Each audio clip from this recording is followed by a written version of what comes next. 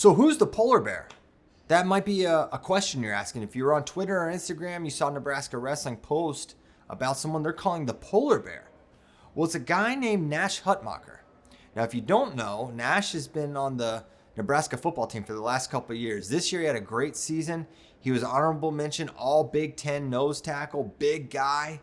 He started all 12 games for the Nebraska Cornhuskers, just a overall stud on the gridiron.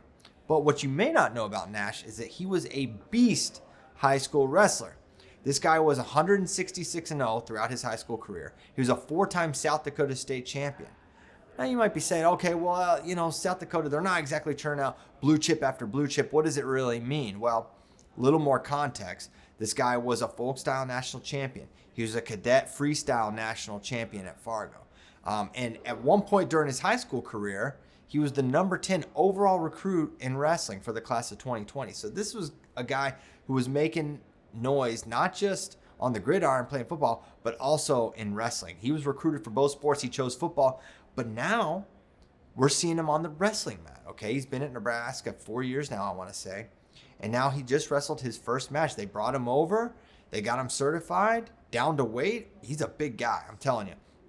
And he wrestled against Wyoming, got a fall. And I'm telling you, this guy's moving really well. So I'm curious, how much are we going to see of Nash Hutmacher this year? Is he going to be their guy moving forward? I feel pretty certain you don't pull a guy from the football team and get him down to weight and wrestle him in a duel if you're not seriously entertaining using this guy throughout the year.